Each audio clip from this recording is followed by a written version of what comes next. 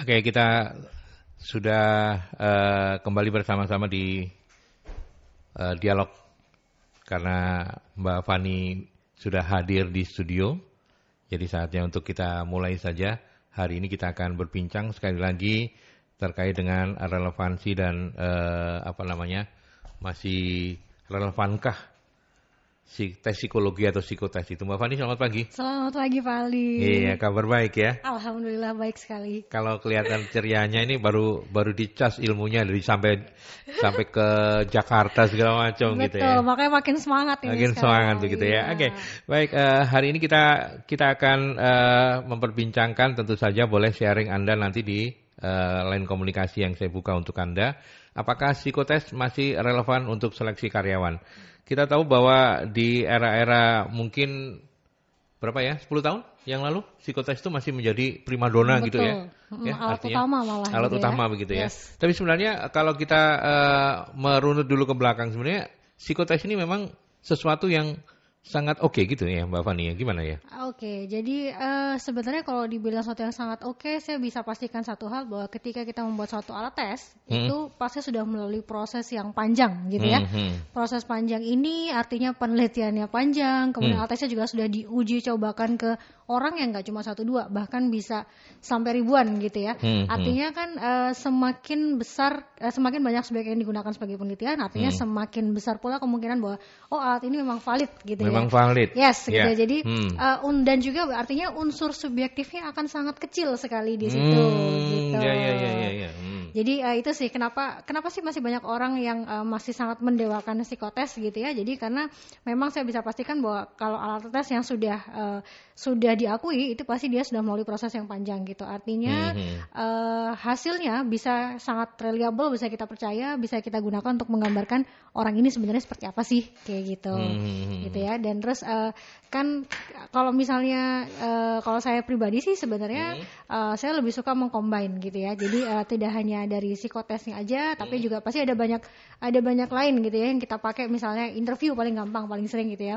Nah, jadi interview ini kita gunakan untuk meng-cross check, dari hasil psikotesnya ini seperti ini, ketika interview benar nggak nih hasilnya kayak begini gitu.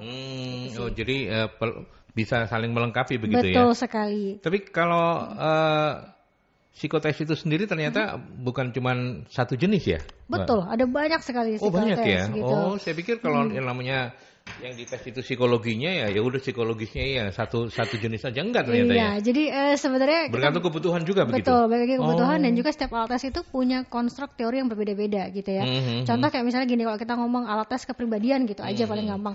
Kepribadian tuh udah banyak gitu. Teorinya pun juga ada banyak sekali, ada banyak ahli yang bilang bahwa kepribadian itu sifatnya fluid, sifatnya dinamis, sifatnya dipengaruhi lingkungan. Jadi dari teori dasar apa teori yang digunakan itu akan mempengaruhi item-item apa sih yang kita munculkan di psikotes gitu loh. Jadi that's why kami kalau seperti sekarang ini kayak kami di MSI gitu ya, kami mencoba mendobrak gitu. Jadi berkat ini juga dari Pak Haris juga. Jadi biasanya kami kerjasama dengan Pak Haris kalau untuk kasus itu. Jadi kalau di MSI misalnya ketika kita akan melakukan asesmen, kita nggak pakai alat tes yang banyak banget gitu. Alat yang kalau biasanya kan tes psikotesnya aja sampai 2 jam, 3 jam gitu ya. Wow, kalau di kita enggak gitu. Itu kuno gitu ya? Kita bukan bilang kuno gitu, tapi kita punya argumen secara saintifik yang mungkin bahwa kita nggak pakai metode seperti itu deh gitu. Karena memang bukan hanya itu metodenya begitu ya. Betul sekali. Dengan metode yang lain capaiannya juga nggak kalah dengan yang mungkin harus berjam-jam segala macam begitu ya. Betul, dan juga lebih tepatnya ini sih kayak tadi yang saya bilang bahwa setiap alat tes itu kan punya konstruk yang berbeda-beda, punya dasar teorinya beda-beda nih Pak Aldi. Jadi ibaratnya gini nih, kalau saya ngomong, misalnya saya masak nasi goreng, satu nasi goreng Hongkong, satu nasi goreng seafood gitu ya. Judulnya kan sama-sama nasi goreng tuh. Tapi secara komponen bahannya, mungkin cara memasaknya, lama prosesnya, itu bisa jadi akan berbeda gitu ya. Nah, jadi kalau kita compare gitu rasanya kok nggak apple to apple ya gitu. Bahannya aja udah beda nih gitu. Dasarnya aja, filosofinya udah beda, kok mau di compare kayak gitu. Jadi kalau kami sekarang lebih artinya gini, ya udah kalau misalnya saya percaya dengan satu alat tes, percaya dalam arti konstruk teorinya bisa saya pertanggungjawabkan gitu ya. Dan dia kami rasa cukup komprehensif untuk menggambarkan si A ini orang yang seperti ini gitu. Dan disesuaikan dengan kebutuhan klien juga ya. Oke, jadi ya sudah kita pakai yang itu gitu. Jadi kalau karena metode lainnya ada banyak, nggak cuma psikotes saja. Kalau assessment center tuh bahkan kita ada diskusi kelompok gitu ya, kita ada bermain peran, role play, kita ada studi kasus gitu kan. Jadi ada banyak banget cara bisa menggali. Gitu. Jadi sebenarnya tapi kita tidak bisa memungkiri bahwa kita balik lagi kira-kira 10 atau mungkin 15 tahun yang lalu lah ya. Psikotes itu menjadi primadona gitu ya, karena sekali. Mungkin ketika bicara soal assessment, ketika bicara soal rekrutmen lah yang paling umum gitu ya, orang selalu saja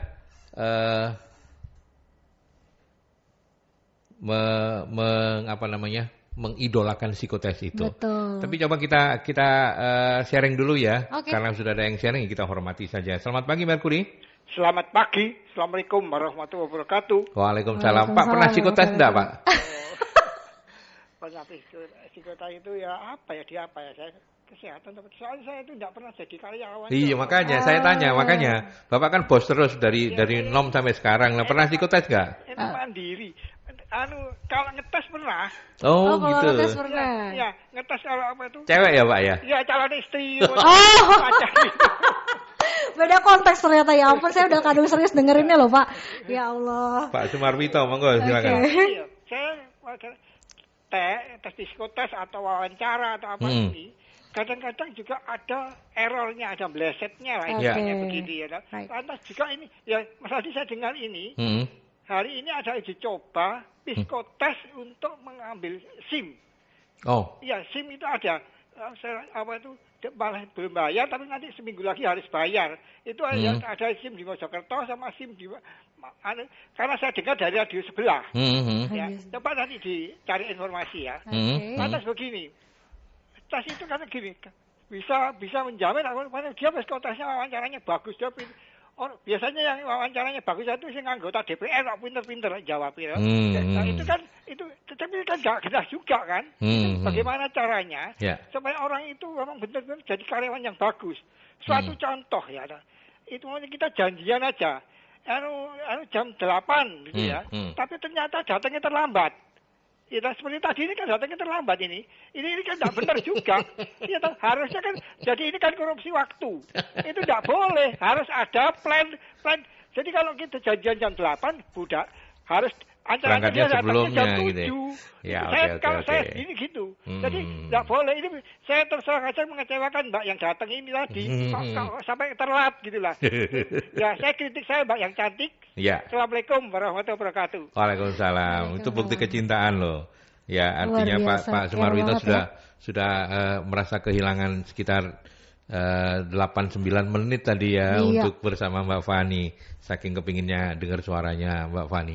Tapi yang disampaikan Pak Sumarwito ini soal integritas gitu ya. Soal saya juga sering dengar katanya kalau bicara soal kejujuran itu memang nggak bisa, psikotes tidak bisa menghasilkan atau menyimpulkan bahwa Aldi ini orangnya suka bohong. Aldi ini nggak berintegritas. Itu memang nggak bisa ya Mbak ya?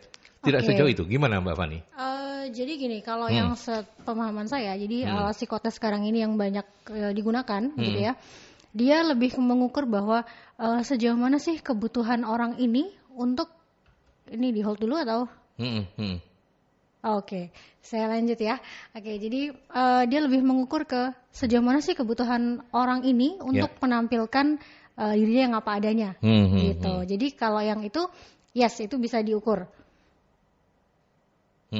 Tapi kembali lagi kalau kita bicara, apakah dengan hasil itu bisa dipastikan bahwa nanti ketika realnya dia akan seperti itu, belum tentu juga. Gitu. Makanya kita juga harus, makanya tadi saya bilang, kenapa saya memilih untuk psikotes tetap harus ada, karena tuh dia banyak meng-capture hal-hal yang tidak terlihat, hal-hal yang sulit dibaca oleh ketika kita interview gitu. Kadang interview kan misalnya ya kayak tadi, kalau orang DPR gitu ya, orang-orang yang mungkin terbiasa, orang yang quote unquote berdarah dingin gitu kan, orang-orang yang memang, apalagi orang-orang yang memang pengen speak up gitu ya, ya pasti dia mungkin akan kelihatan lebih stand out ketika interview dibandingkan orang-orang yang ya udah sih, saya emang kayak gini biasa. Yang penting gitu kerjanya gimana gitu ya. Iya, kan betul. Ada juga kayak sebentar, gitu. kita tampung telepon dulu ya.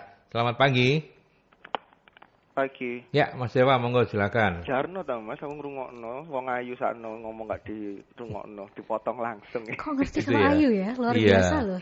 Hebat ya, radio kita ini memang ini sebenarnya radio atau TV? Saya jadi agak bingung ini. karena mendengar semuanya komennya cantik gitu ya. Iya. Katanya Mas Aldi nih, ini kata Mas Aldi. Kalau suaranya cempreng itu wayu. Nek suara ini manis-manis ya apa biasanya wongnya lewemu terus enggak ini body shaming ojo enggak aku ditangkep fisik nggak boleh. Yuk silakan balik ke topik aja Mas. Topik iya, aku ngomong jadi potong di Kalau pertama saya ucapkan setuju kepada kepolisian yang sudah memperlakukan, walaupun dulu sudah ada, memperlakukan lagi untuk tes psikologi ya, psikotes ya. Psikotes psikologi podoa itu. Tes psikologi. Karena apa? Ini demi kebaikan di saat Anda mengendarai, ini kebaikan jiwa kita sendiri dan jiwa orang yang mau kita tabrak gitu, atau jiwa yang orang kita setiri, itu kan?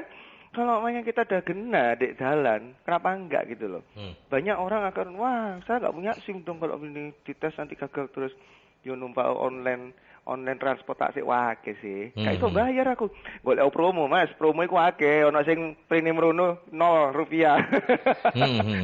Kan banyak. Bu Surabaya iku rutene ndi sing pengin nggawa plastik. Kita harus berpikir jauh lah. Kalau nek gak iso nyetir aku bisa nyetir ya, jajari bapakku. Bapak yang ngajari. Bapakmu tahu melok tes bareng? Enggak tahu ya, padahal ya kayak bingung. Ini akan ada ilmu yang salah diselahkan terus sampai anak cucunya salah terus cara nyetir gitu. Jadi psikotes itu menurut saya oke, tapi nggak tahu Mbak Fani ini komentarnya bagaimana. Ini nyambung lagi juga tes kejiwaan ini berarti atau tes kesiapan itu juga masuk ke dalam ranah tes pranikah ya. Ya itu kan juga sekarang ada pemberlakuan lagi. Karena ngomong wah kasok nikah nih gara-gara no tes ngene. Loh bukan nggak nikah. Banyak sekali rumah tangga sekarang ini cerai karena apa? Nggak siap dalam berkeluarga. Berarti dalam kejiwaan menerima transportasi antara dia jadi single menuju satu keluarga, akhirnya menjadi punya anak atau nggak punya pekerjaan akhirnya. Itu kan psikologinya disetel dulu. Kalau nggak ada namanya hidup itu dalam rumah tangga, rata-rata itu otodidak dan rata-rata nggak pakai sekolah. Makanya ini dipakailah ya semacam itu masuk tes kejiwaan juga dalam tes pranikah itu gitu loh. Nah itu kan juga bagus. Makanya itu saya kembali lagi ke topik ini. Tes psikologi atau psikotes dalam pekerjaan. Oh penting. Saya berharap tapi nggak hanya dalam pekerjaan. Bisa nggak sih tes minat dan bakat itu diberlakukan dimulai PAUD atau TK atau mungkin SD ya? Yang mana ke depannya orang tua akan mengarahkan nggak mulai SMK atau akan masuk SMA. Jadi mengarahkan dan mulai anak ibu katanya sukanya ke sini dan sekolah harus mensupport kalau bisa ada CSR yang masuk ini kayak jadi atlet. Ya udah main nggak atlet terus, jangan ngomong nggak mau. Saya pengen anak saya jadi dokter. Waduh, kan ini kasihan kepentingan orang tua. Lah kembali lagi kalau di psikotes pekerjaan berarti kan termasuk terlambat. Dia ini bakatnya harusnya dia seorang marketing, tetapi dia mau ngelamar menjadi seorang staff, seorang di belakang meja. Ini kan akhirnya kan ini kepentingannya salah gitu ya. Mbak Fani bagaimana menyikapi hal ini? Saya kan berharap ini tidak menjadi terus momok wong nek dites wedi lo enggak. Nun sewu ya. Saya berkali-kali pernah mau ikut orang dan psikotes saya selalu lulus. Tetapi setelah saya lulus saya enggak ikut ngelajarin kerja itu. Sombong yo. Akeh wong sing itu tes psikotes lolos, iku pengin iso lolos, pengin iso kerja. Saya bukan saya sombong. Setelah saya keterima, saya ternyata dengar perusahaan itu begini. Oh ya wes ini, gak wes aku tak metu wes timbangannya saya nanti menjadi budak yang salah gitu loh. Itu ada beberapa orang, "Loh Mas kon lulus teko psikotes kok metu, kok gak gelem diterus." Enggak kayak gitu, ada masalah yang harusnya ini enggak benar gitu loh. Jadi menurut saya begitu. Terima kasih. Selamat pagi Mas Aldi, Mbak Fani. Selamat pagi. Mbak Fani, aku tak ke iklan dulu ya. Boleh, sebelum nanti ditanggapi Pak Sumarwito dan yang kedua tadi ada Mas Dewa.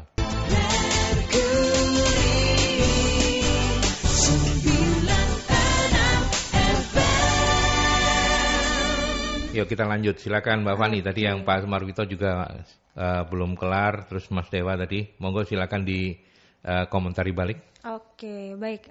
Mungkin tadi yang pertama siapa tadi Pak Sumarwito? Pak Sumarwito ya. Jadi terkait dengan berdasarkan hasil psikotes itu tadi ya. Oke, baik. Jadi di sini sih kalau komentar saya sebenarnya simpel aja gitu ya.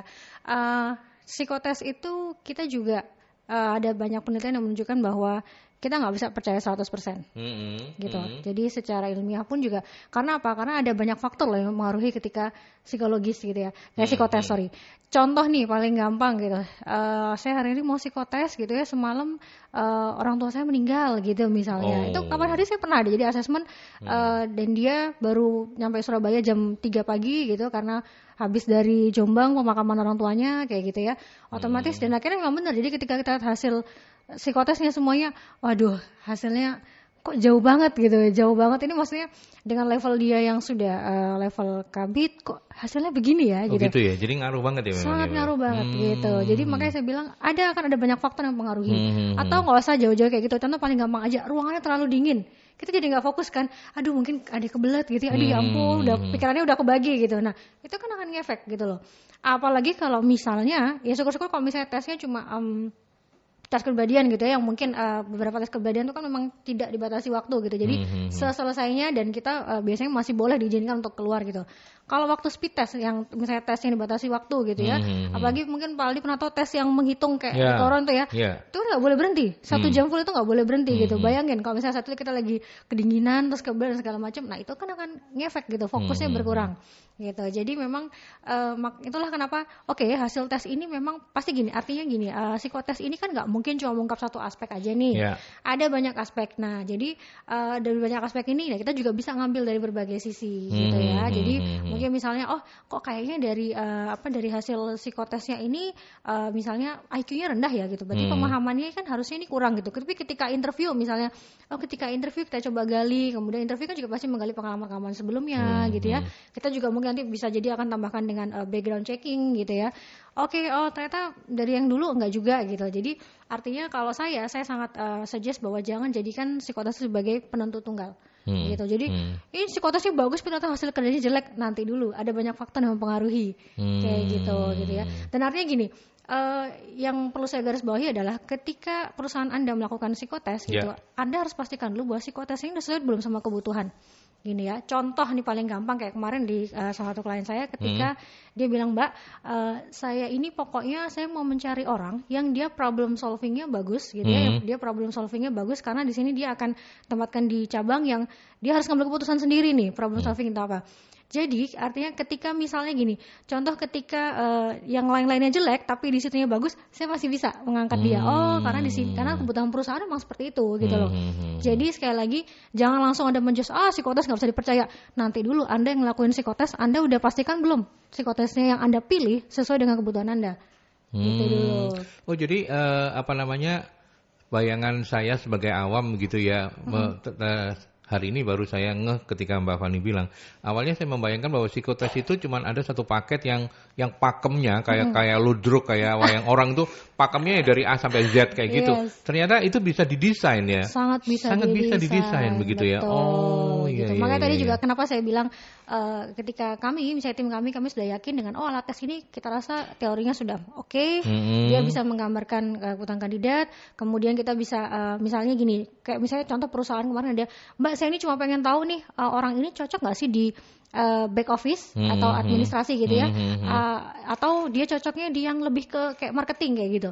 Ya udah kita cukup satu alat tes yang bisa menggambarkan itu, kita dapat alasannya ini ya sudah gitu lah. Jadi nggak perlu baterai tes yang banyak banget, kadang kan juga akan ngefek ya. Orang kalau udah tes, saya aja terus terang kalau saya udah tes lebih dari 1,5 jam saya pasti udah sudah lost focus gitu ya. Nah kita pagi kadang ada sampai 3 jam, 4 jam, 6 jam gitu bahkan ada. Nah itu yang makanya balik lagi, kalau dia udah percaya sama satu konstruknya, ya udah kenapa harus berbanyak-banyak gitu loh. Psikotes ini bukan masalah banyak-banyakan kok. Psikotes ini adalah sesuai dengan kebutuhan kita. Teori ini tepat nggak sesuai dengan kebutuhan kita? Ya sebenarnya gitu. kalau per definisinya psikotes sendiri itu bisa memotret apa saja sih Mbak? Oke, jadi sebenarnya aspeknya ini kan udah banyak banget. Kalau tadi saya balik lagi mungkin ke term dasarnya filosofinya, psyche itu kan jiwa ya, jiwa gitu. Jadi tapi bukan tes kejiwaan yang menentukan orang ini gila apa enggak gitu. Ada memang tes seperti itu. Dia menentukan kecenderungan ini apa. Jadi bisa kita bagi paling gampang intelijensi gitu ya. Intelijensi nanti pasti akan muncul angka ini orang IQ-nya berapa gitu ya. Kecerdasan ya. Betul, kecerdasan dan intelijensi. Jadi dari situ kita bisa tahu, kita bisa memperkirakan orang ini kalau nanti saya kasih instruksi, kira-kira dia akan paham nggak gitu loh. intelijensi itu aja juga ada banyak Pak Aldi gitu ya. Contoh paling gampang misalnya gini, akan ada mungkin Pak Aldi pernah tahu ada satu tes yang dia ada 9 subtes, di mana subtes itu ada macam-macam pertanyaannya kayak misalnya jarak Jakarta Surabaya, jarak ini apa gitu, termasuk kecerdasan gitu. Nah, kita kenapa kami jarang memakai itu ke klien gitu ya? Karena kalau alat tes itu memang diperuntukkan untuk bagi orang-orang yang dia at least sudah punya knowledge basic gitu loh. Dia sudah jadi ada proses belajarnya dia gitu loh. Tapi ada tes kecerdasan yang dia hanya berupa gambar-gambar yang paling sering kami pakai. Jadi artinya kalau dengan gambar-gambar dan instruksinya sangat sederhana sekali gitu ya, contoh-contohnya juga sangat sederhana sekali. Nah, orang-orang yang belum punya pengalaman pun, orang-orang yang bahkan mohon maaf misalnya kalau usianya lebih senior gitu ya, dia pasti harusnya bisa kok memahami itu kayak gitu. Dibandingkan tol tes kayak tadi yang jarak Jakarta Surabaya, jadi ini apa ini sekian, yang itu butuh dia butuh update knowledge juga ya untuk menjawab kayak begitu gitu. Jadi intelijensi bisa. Kemudian kalau dari sisi kepribadiannya itu pun juga, atau sikap kerja juga ada yang mungkin yang paling sering sikap kerja itu juga ada banyak gitu ya. Misalnya kita mau melihat apakah orang ini di pekerjaan akan cenderung dominan. Apakah orang ini dia bisa stabil ketika kita memberikan banyak tugas sekaligus gitu loh. Apakah orang ini mau dia misalnya mengarahkan orang lain sehingga dia nanti bisa kita promote menjadi supervisor misalnya kayak gitu. Itu ada. Jadi teamworknya kayak gimana itu bisa juga ya. Teamworknya kayak gimana. Jadi mungkin bukan teamwork ya kalau di psikotes, mungkin lebih ke gimana hubungan sosialnya. Iya, dia sebagai pribadi gitu ya. Betul. Kayak gitu. Jadi kalau secara garis besar sih kita bisa bagi itu aja. Leadershipnya, manajerialnya dia itu juga bisa kelihatan. Seperti itu. Oke, baik. Saya ke teman-teman di Posko ya. Ada Nil, silakan Nil. Harus dipersiapkan untuk menghadapi tes psikotes. Bentar. Ulangin Nil. Apa yang penting harus dipersiapkan untuk menghadapi tes psikotes? Oke. Ya. Oke, apa yang harus dipersiapkan menghadapi psikotes? Kalau jawaban saya sih simpel aja, yang dipersiapkan cuma ada 2. Yang pertama adalah istirahat yang cukup dan jadi diri sendiri. Gitu. Jadi kayak tadi saya bilang, ketika kalau misalnya kita orang istirahat, pasti kita akan nggak fokus, kita akan lebih gampang capek gitu ya. Jadi karena psikotes kayak tadi masih banyak loh sekarang ini psikotes yang lebih bisa berjam-jam, 2, 3 jam, 4 jam gitu. Kalau Anda kurang tidur lelah, hasilnya juga nanti pasti nggak akan maksimal gitu ya. Kemudian yang kedua adalah be yourself. Saya sering banget ditanyain, Mbak, tips and triknya kalau ini mau psikotes gimana? Nggak ada tips and trik. Pokoknya yang penting adalah ya udah kerjakan aja itu soalnya dan jawab sesuai dengan diri kita. Karena gini, ada banyak orang nih Pak Aldi yang ketika misalnya nih contoh dia lagi melamar buat posisi sales gitu ya. Kemudian kita kan tahu nih bahwa orang sales itu berarti kita butuh orang yang pintar ngomong gitu ya, orang yang butuh relationship buildingnya bagus gitu ya, orang yang mau nih terbuka sama orang lain. Kemudian dari psikotes ini kayak kita tahu, ini kayaknya pertanyaan ini mengarah ke sana nih, saya jawabin kayak gitu aja deh biar saya keterima gitu ya. Percayalah bahwa itu nanti pada akhirnya itu akan jadi bumerang buat Anda. Karena apa? Itu namanya nyakitin diri sendiri gitu loh. Karena kalau saya sih gini, kalaupun misalnya artinya saya nggak lolos, oh ya udah, berarti memang it's simply bahwa saya nggak cocok di situ gitu, dan itu malah akan lebih baik dibandingkan ketika saya memaksakan gitu untuk masuk dan ternyata pada akhirnya buyar juga kayak gitu ya. Jadi diri sendiri aja, karena ketika potensi dan juga kemauan kita tuh cocok dengan yang dibutuhkan perusahaan, kita nih jalannya pasti akan lebih enak kok. Gitu ya. Gitu. Oke. Dari pembicaraan kita mulai awal sampai yang terakhir ini, kalau menurut Mbak Fani, artinya secara relevansi psikotes tetap dibutuhkan ya? Betul, masih tetap dibutuhkan. Kenapa? Gitu.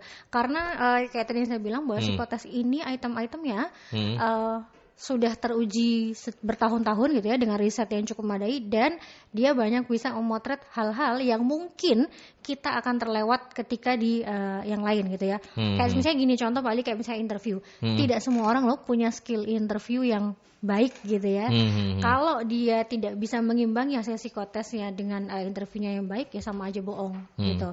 Jadi itu tetap diperlukan sebagai istilahnya bahan pembanding kita. Oh, hasil interview saya begini nih, biasanya begini. Kalau psikotesnya kok begini ya gitu. Jadi bisa kita compare. Dan lagi jadi metodenya kan nggak cuma satu, tapi tetap ada banyak hal yang, apalagi kalau misalnya tesnya tes proyeksi ya. Tes proyeksi contoh kayak misalnya gambar gitu ya. Itu mau Anda baca contekan di mana mengenai misalnya, kan banyak tuh sekarang udah beredar tes namanya tes warteg ya, tes grafis gitu. Cara menginterpretasi gini-gini nggak ngefek. karena itu kita punya ilmunya sendiri, psikolog itu punya ilmunya sendiri, yang artinya Anda mau bohong kayak gimana pun, Anda mau berusaha faking kayak gimana, itu akan kelihatan di situ. Gitu. Jadi hal-hal kayak gitu, nah itu kan nggak tercapture dengan yang lain. Interview saya bisa aja sok-sokan talkative gitu ya, banyak omong lah, saya nyeritain hal-hal yang kayaknya baik dari saya, padahal mungkin belum tentu, apalagi kan nggak semua perusahaan mau background checking gitu ya, nggak mau repot-repot, ngapain sih ribet nyari atasannya yang dulu kayak gitu. Jadi psikotes ini tetap sangat penting karena ada banyak hal yang tercapture oleh psikotes, tapi mungkin kita akan kelewat di metode yang lain. Oke. Sementara kalau misalnya bagi kan perusahaan macam-macam ya, mungkin perusahaan ada perusahaan yang memang punya divisi HRD yang sudah mumpuni, mereka bisa melakukan psikotes itu sendiri gitu ya, internal. Tetapi ada juga yang mungkin pakai jasanya MNC Consulting misalnya. Nah, bagi perusahaan sendiri, bagaimana kemudian mereka mengimplementasikan hasil psikotes dari rekruter baru itu, Mbak? Oke, jadi mungkin pertama dulu perlu saya tegaskan bahwa di sini sebenarnya kalau kita bilang, ini kalau secara keilmuan dari psikologi ya, kalau yang boleh mengadministrasikan, jadi memberikan tes gitu gampangannya, yaitu sarjana psikologi, itu semua punya kredensial untuk memberikan. Tetapi untuk membuat rekomendasi dan juga istilahnya kesimpulan orangnya seperti apa, sebenarnya itu harusnya adalah di ranahnya psikolog yang sudah punya SIPP gitu ya. Begitu. Ya, jadi kalau belum punya ranah SIPP, seharusnya dia jadi ada sertifikasinya begitu ya. Betul, ya sudah profesi psikolog seperti Pak Haris gitu kan, dia sudah punya SIPP, dia memang tergabung di organisasi resmi psikolog. Nah, itu beliau boleh gitu. Makanya saya biasanya saya ini tesnya, kemudian pasti saya akan serahkan ke beliau seperti itu. Jadi harus tetap disupervisi oleh psikolog gitu ya. Nah, implementasinya seperti apa? Jadi ketika mereka ini kan sudah menentukan nih, oke, saya pakai atas ini apa gitu ya. Kemudian dia pasti punya dasar. Kenapa sih dia milih itu? Dia milih itu misalnya ya kayak tadi, saya butuh orang admin nih, berarti ini saya akan kasih dia tes ketelitian. Nah, kalau dia pasti akan sudah membuat, saya mau batasnya misalnya ketelitian biasanya 100 soal gitu misalnya. Dia harus benar 90. Di bawah 90 auto gugur gitu. Biasanya gitu, apalagi kalau misalnya yang pelamarnya banyak nih Pak Aldi, kan nggak mungkin ya kita misalnya pelamarnya ada misalnya 50, kalau semua di interview, yang interview mabok Pak, kayak gitu. Jadi psikotes ini tadi menjawab juga kenapa sangat jadi penting. Filter awal gitu ya. Filter awal, betul. Jadi orang-orang yang udah kita rasa ini udah pasti bakal dibahas orang, udah buang aja kayak gitu. Jadi pertama pasti kan dari CV gitu ya, pasti orang-orang yang dipanggil itu kan dari CV sudah sudah pengalaman masuk, misalnya pendidikannya masuk, apa segala macam, kemudian psikotes, jadi tes awalnya di situ gitu. Karena nggak semua perusahaan cuma psikotes 1-2 orang, ada yang sekali manggil bisa 50, 20 gitu ya.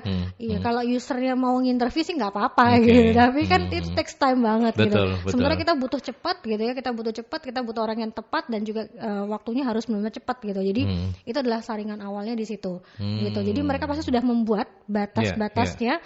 Oke, ketelitiannya dia untuk admin dia harus segini. Kalau marketing ya 70 nggak apa-apa lah, orang dia nggak urusan sama ini, paling dokumen-dokumen doang gitu misalnya. Gitu ya. Terus kalau misalnya atau misalnya ada lagi misalnya kecerdasan IQ-nya gitu. Pokoknya kadang ada user yang saya pokoknya mau IQ-nya dia minimal di atas rata-rata kayak gitu, karena supaya biar saya nyambung nih ngomong sama dia. Ya bisa juga kayak gitu. Jadi dia pasti sudah punya batas-batas. Nah, itulah dari hasil tes tadi dengan disesuaikan dengan batas kebutuhan dari perusahaan, itu menjadi saringannya. Seperti itu. Oke, baik. Nanti kita lanjutkan untuk sesi yang terakhir. Saya ke pesan-pesan dulu kembali untuk Anda.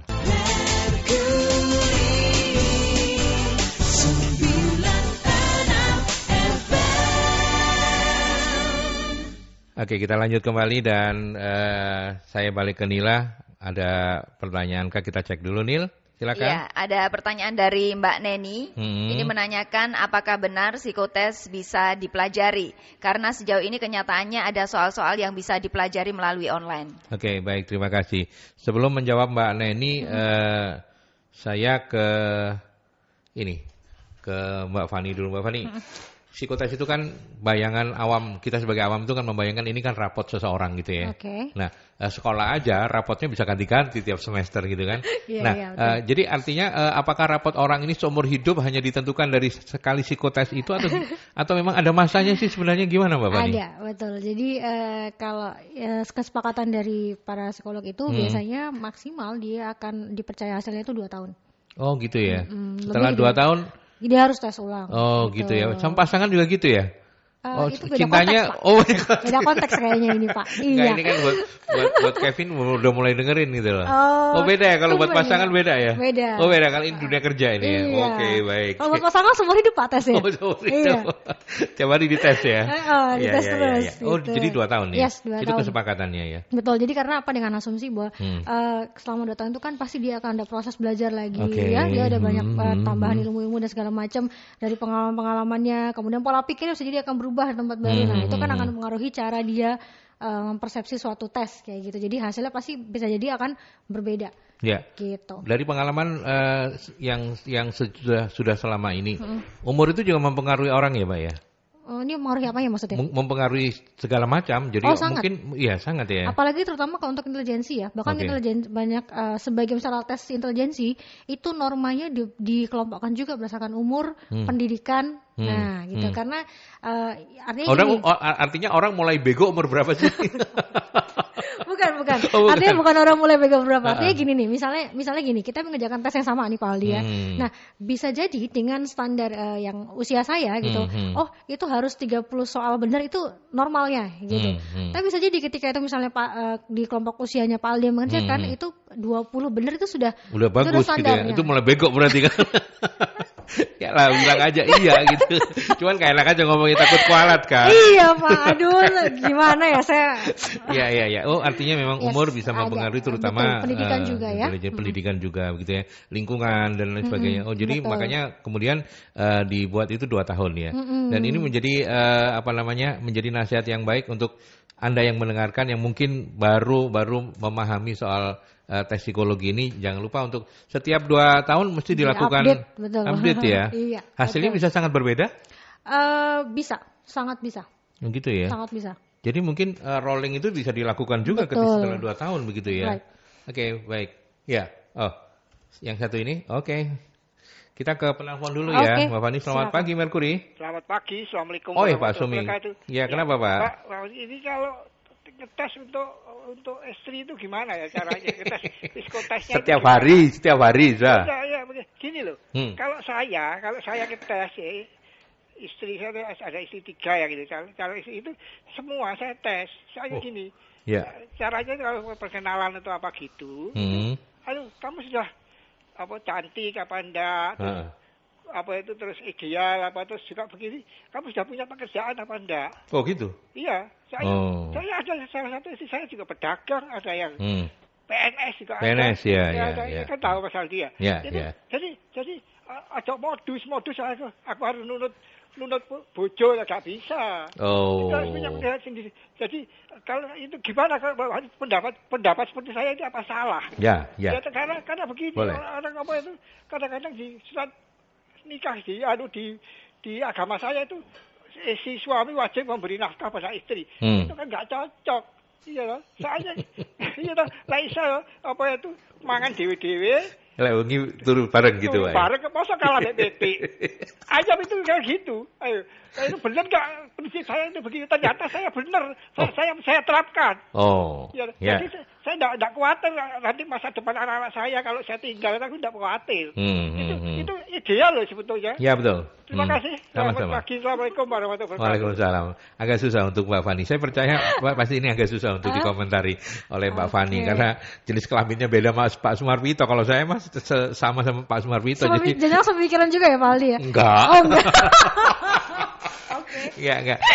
Tapi saya senang dari Pak Sumarwito itu adalah kejujurannya dan kemudian harus diakui bahwa di era seperti sekarang ini bukan hanya karena kebutuhan yang meningkat ya, tetapi ada banyak kasus dalam tanda petik perempuan-perempuan yang ditinggal mati suaminya mendadak misalnya, dan mereka tidak terbiasa untuk bekerja begitu ya. Mbak Fani kan sudah biasa bekerja di sektor publik gitu ya, bukan cuma ribet di rumah tangga. Nah mereka yang hanya bekerjanya di sektor domestik itu menjadi kesulitan. Mereka tidak punya penghasilan, makanya dites dulu sama Pak Sumi. Tapi silakan dikomentari. Saya nggak ikut-ikut loh ya. Ya, jadi kalau tadi pertanyaan adalah ini benar atau enggak gitu ya. Ini saya rasa kurang tepat dijawab benar atau enggaknya, karena ini terkait dengan prinsip ya, dengan pandangan filosofi, dan setiap orang boleh sah-sah aja gitu loh.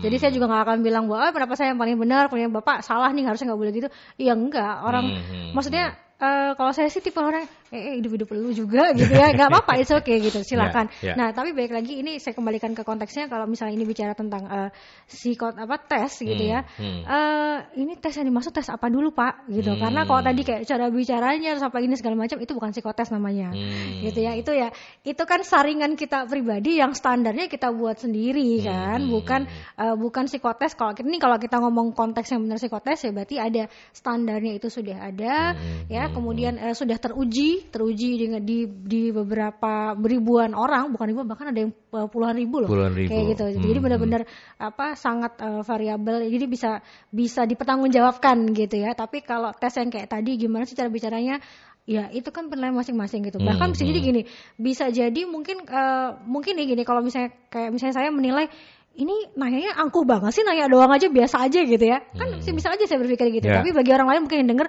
enggak kok Pak Sugeng nanya tadi biasa aja gitu.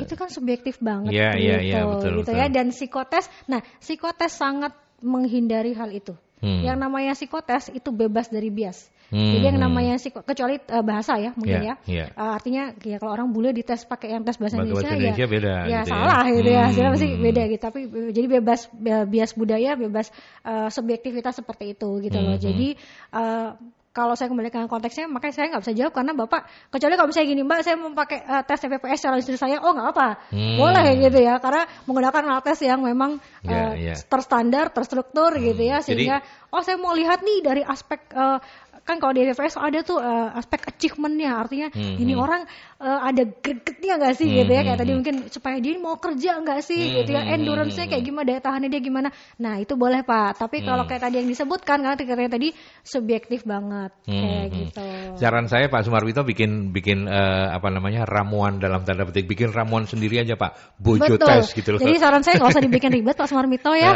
nggak usah dibikin ribet ya. Kalau Bapak punya standar seperti itu, monggo aja, silakan aja gitu. Bapak uji coba lagi. Iya, uji coba. Mungkin istri kelima, keenam gitu ya Pak ya. Jadi sampai menemukan formula yang valid, boleh Pak, silakan. Baru kemudian diperkenalkan, dicarikan patennya sehingga semua orang yang mau menguji istrinya silakan menggunakan metode Pak Sumarwito gitu. Bercanda. Ya, oke. Kita sampai di yang terakhir sebelum, karena waktu juga. Ini cocok dengan pertanyaan saya juga.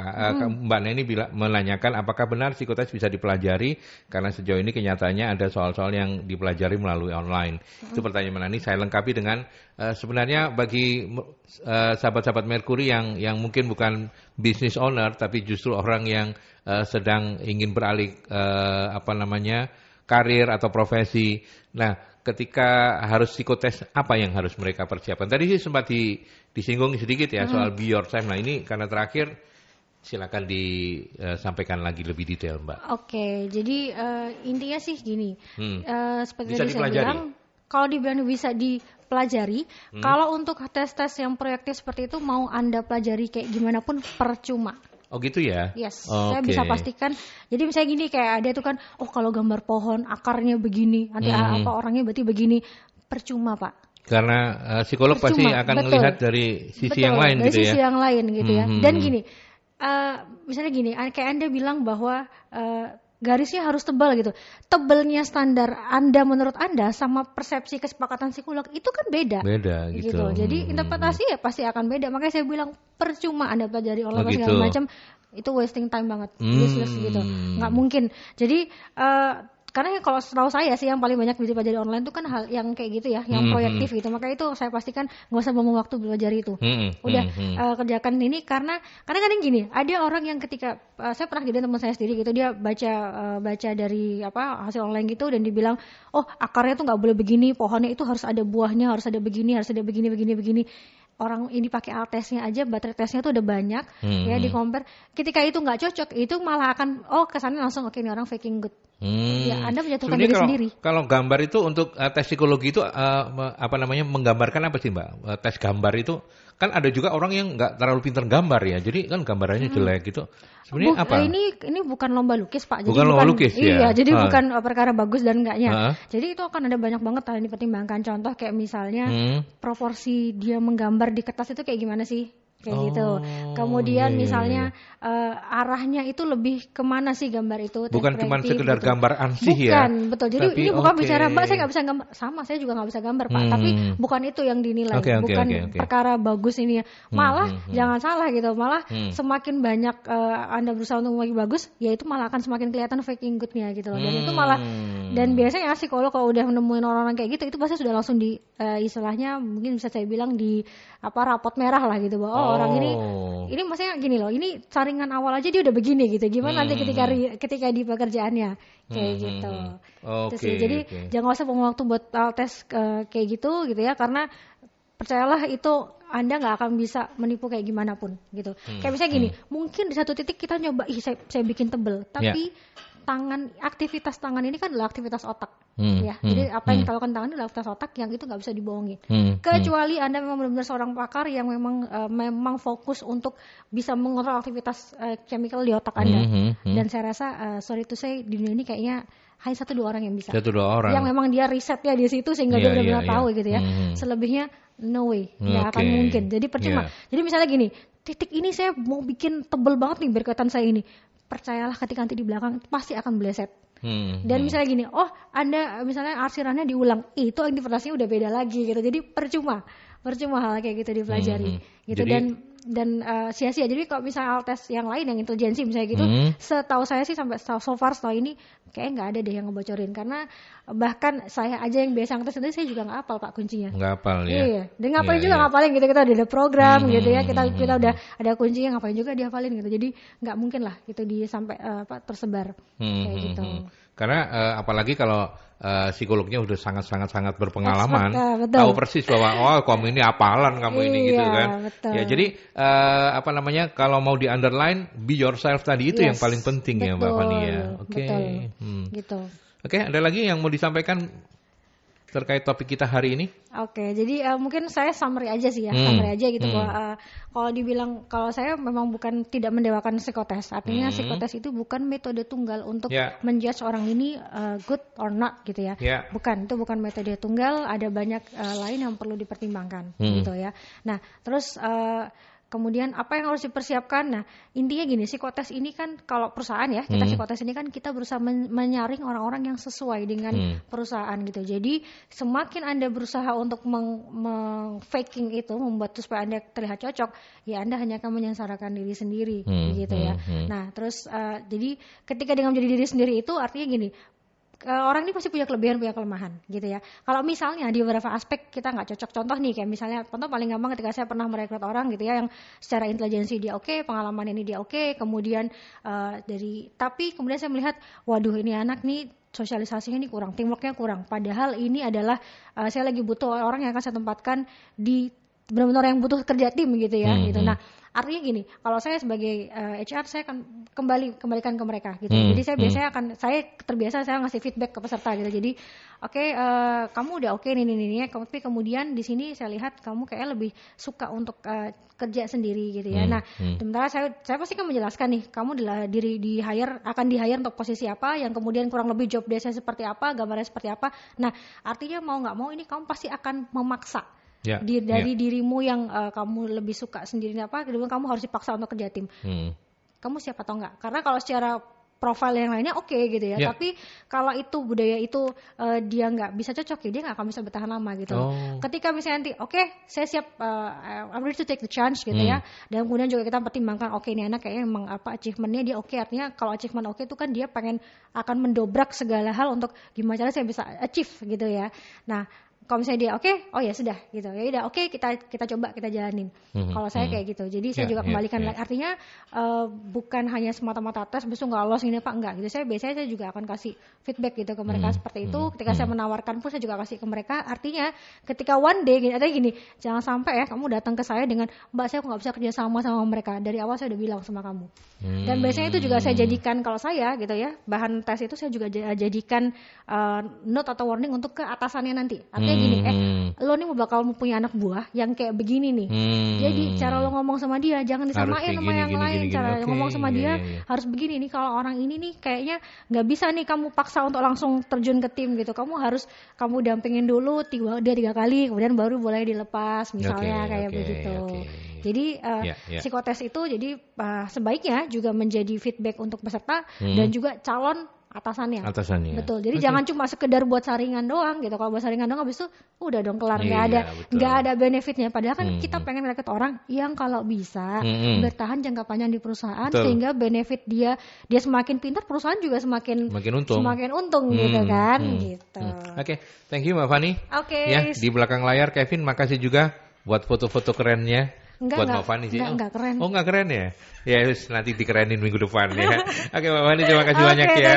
Oke, thank you. Dan sahabat Mercury, terima kasih banyak untuk Anda yang sudah mengikuti dialog solusi bisnis dan sumber daya manusia bersama Magnet Solusi Integra. Hadir untuk Anda kembali di hari Selasa minggu depan pukul 8 sampai 9.